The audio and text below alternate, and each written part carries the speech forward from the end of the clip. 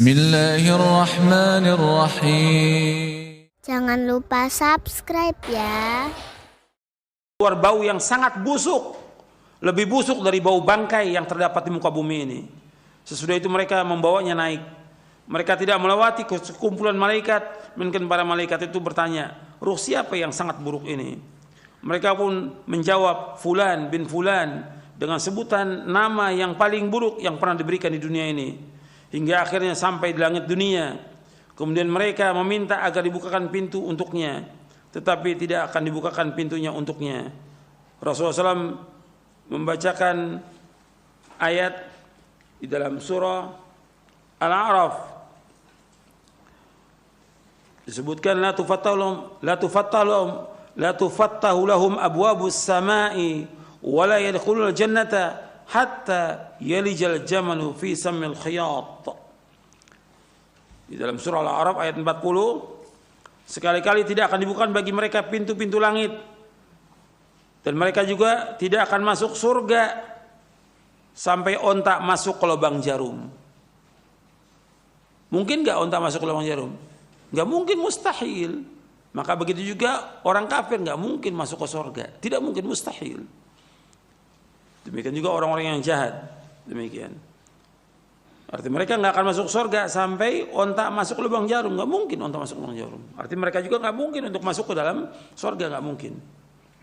Maka Allah SWT berfirman, tuliskan kitabnya di sijin.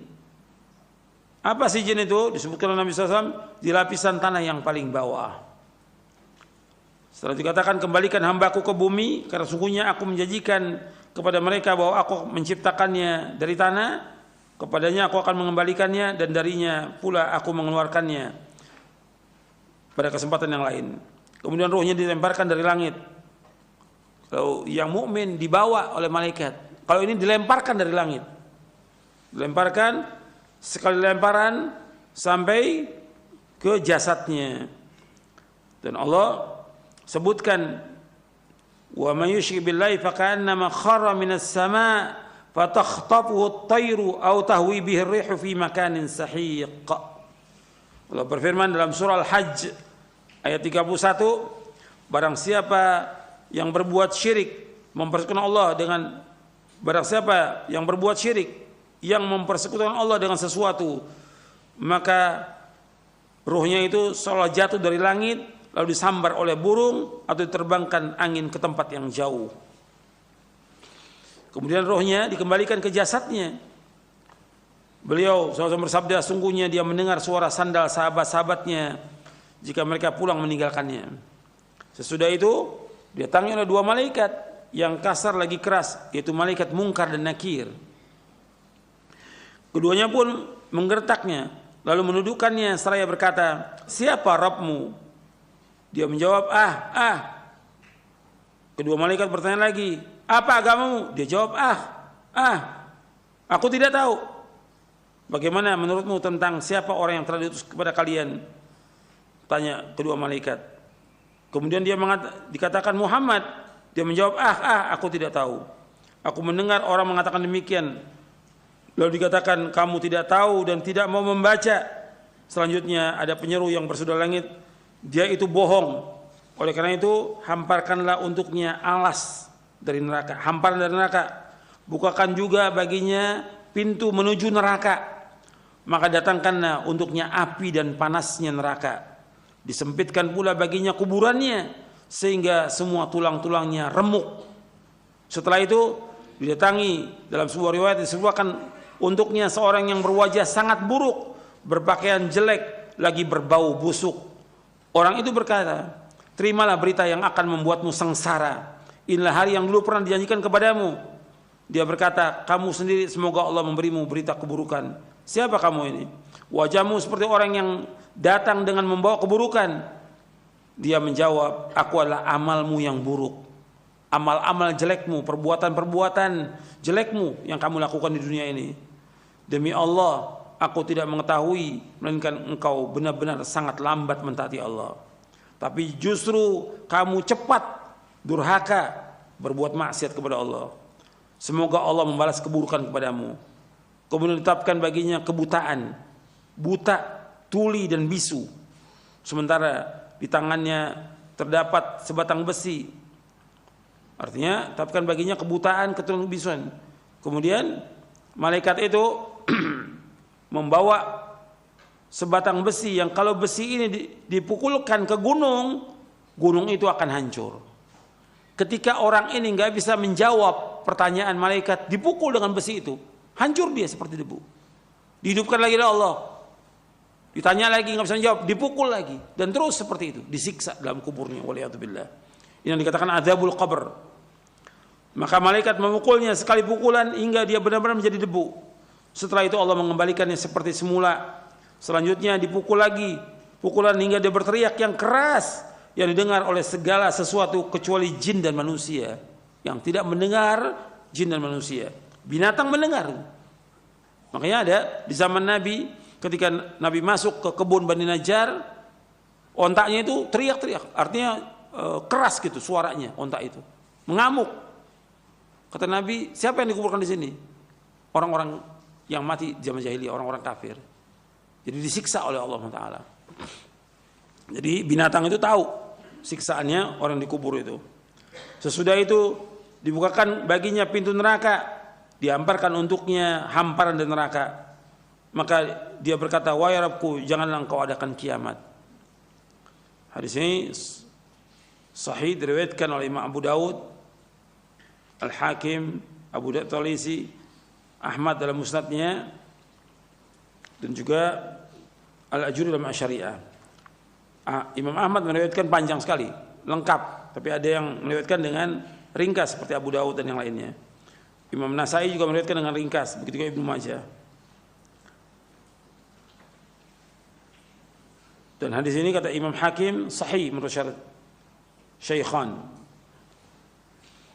Dan dinilai sahih oleh Imam Ibnu Qayyim dalam kitabnya I'lamul Muwaqqi'in dan juga dalam Tahdzibus Sunan.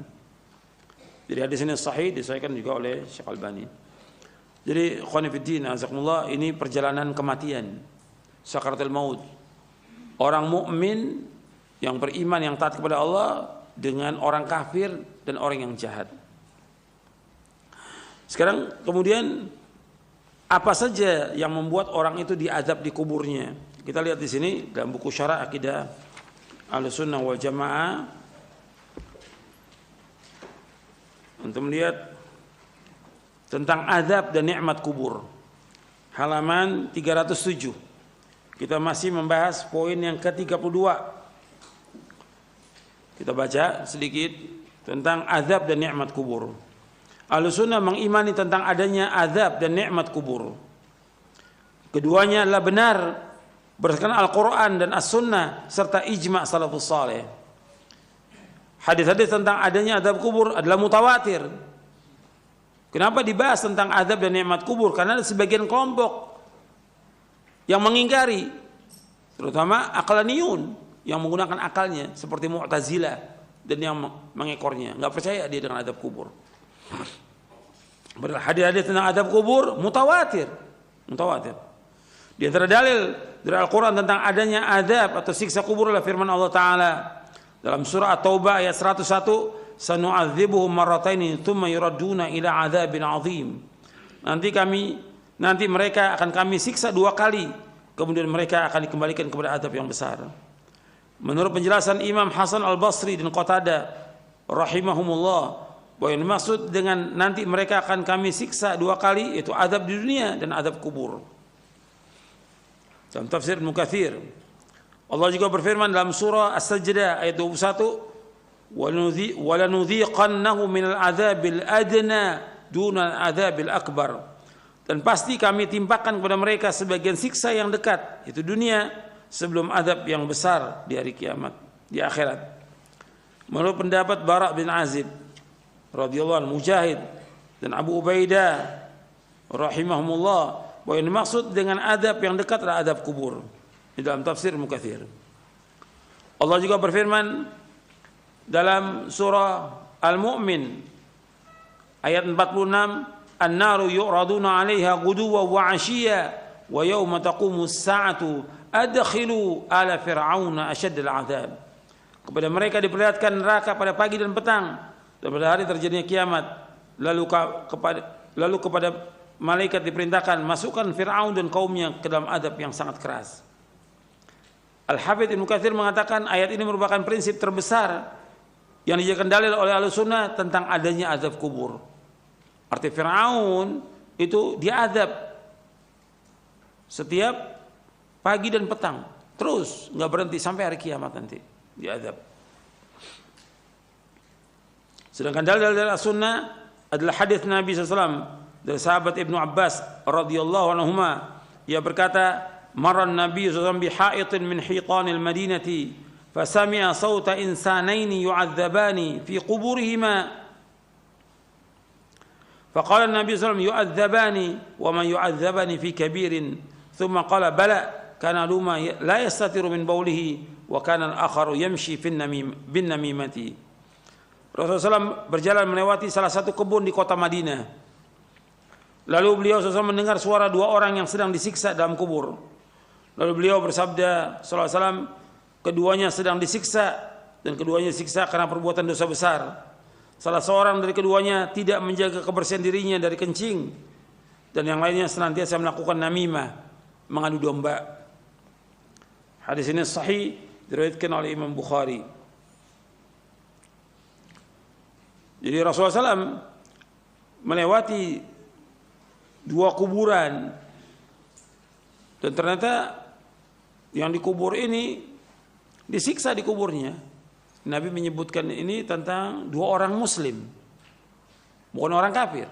Kalau yang tadi saya sebutkan orang kafir, orang yang mati jahiliyah. Kalau ini orang muslim yang dia diazab di kuburnya.